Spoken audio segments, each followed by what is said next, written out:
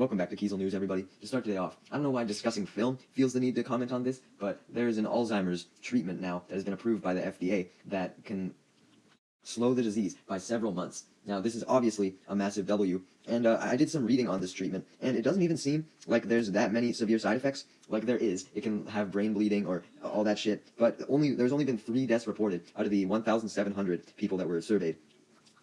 And I think that is a pretty good ratio. I mean, obviously you want 0 deaths, but that's kind of impossible in the medical world, it seems. And if I had Alzheimer's, I think I would take the risk. If I was deteriorating anyway, I might as well take the chance. That's at least how I view things, because I wouldn't want to live a life where I don't have all of my memories, or I'm essentially alone as I can't make any new ones either. Yeah, I'd put my life at risk for a few extra months. And especially with how quick it can seem to come on, right? Like, I know with my grandma, her dementia, like, she had warning symptoms for a very long time, but just out of nowhere, they just skyrocketed, like, and then within a week, she was basically entirely gone. With this, you could hopefully catch the warning signs and then slow it down as soon as possible, so that you have more time to prepare for when you do eventually have to experience it again, as this doesn't seem like a permanent cure, which unfortunately is something we'll likely never see, just like a permanent cure for all types of cancer. Like, people say, oh, we need a cure for cancer, but there's so many types, it'd be impossible to just have one singular cure for one. And hell, even if there is, there's so much money in cancer research and shit that they probably wouldn't even disclose it.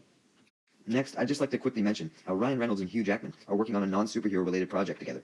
Now, I know that they've been really close with Deadpool and Wolverine, but the fact that they're still working together after that, maybe it implies something a little bigger. I could honestly see them capitalizing on the success of Deadpool 3 and all the popularity it's getting to say, hey, we're launching like a new company or something where it's projects that are spearheaded by both of them. Like how certain directors, like Scorsese, have set people that they always work with. I think this could be a similar situation, where this is a really long-term partnership with Ryan Reynolds and Hugh Jackman.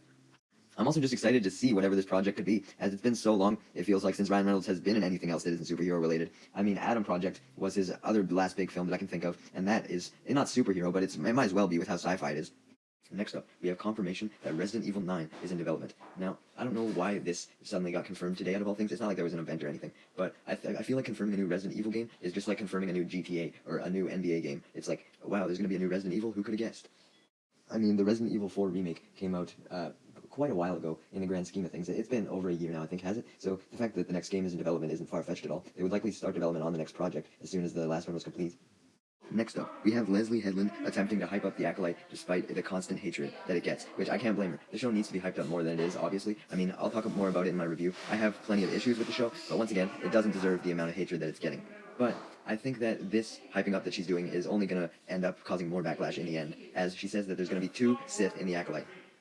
Judging by the most recent episode, and Osha being tempted into becoming a Sith, I think this second Sith is just going to end up being Osha in some way. I really don't think that they're going to bring in someone like Darth Plagueis, or anyone else for that matter.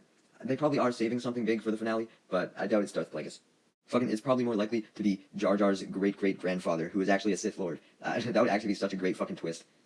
It would cause people to get so mad, too. Oh my god, that'd be fucking beautiful. And they could even have Ahmed Best play him as well. Get Ahmed Best involved. Hey, we know that he's still involved with the franchise. It could happen. After the whole Dr. Disrespect situation with them, YouTube is now continuing to take severe W's, as they're now putting in more protection against AI, allowing YouTubers to request the removal of AI content that has them in it.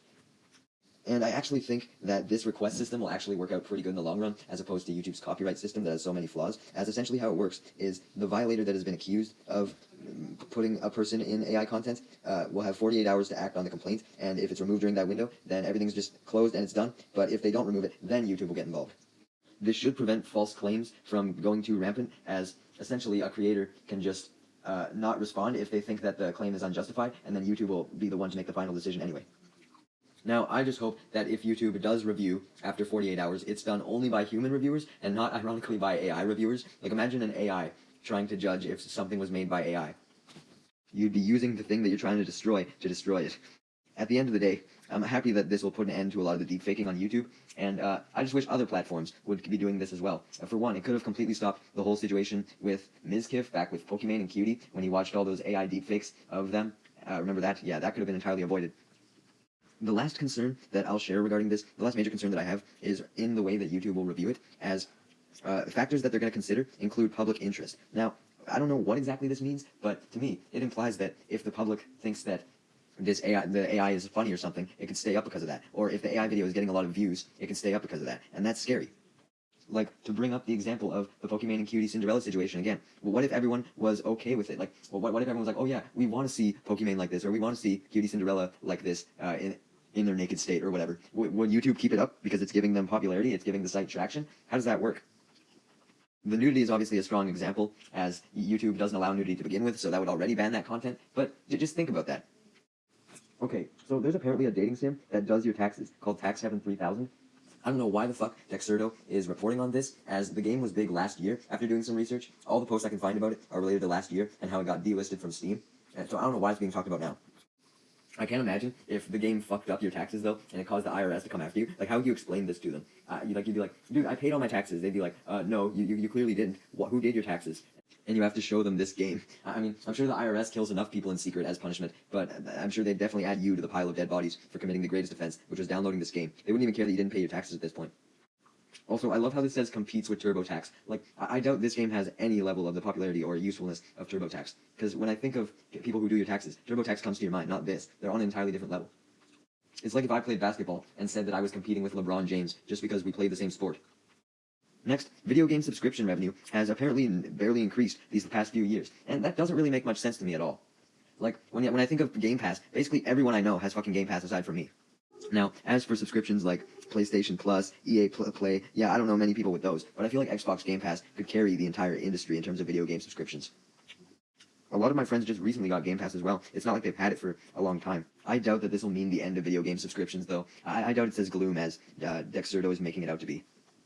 At the very most, though, we might see some price drops, which would actually be fucking pretty nice if you ask me. Like, I might consider getting Xbox Live if they drop the price of it, just so I could play Halo. Now, when I initially saw this next story, I thought they were talking about the game itself, NBA 2K, and that everyone working on the NBA series had been laid off, and I was so happy. I thought that this finally meant that we were seeing the end of the yearly sports games that release. And not happy for the potential employees that would lose their job, obviously, but that we would see the end of this terrible series. But no, they're actually just talking about the Esports League. So in reality, this situation is very similar to the FaZe Clan one, where FaZe Banks came in, and he just fucking got rid of almost everybody aside from the really major players. However, the thing I find odd about this situation, though, is with FaZe Clan, FaZe Banks had a plan set in stone. He already had members who he wanted. But with this, it seems like they don't have any specific members in mind. They just know that they wanted to clean house.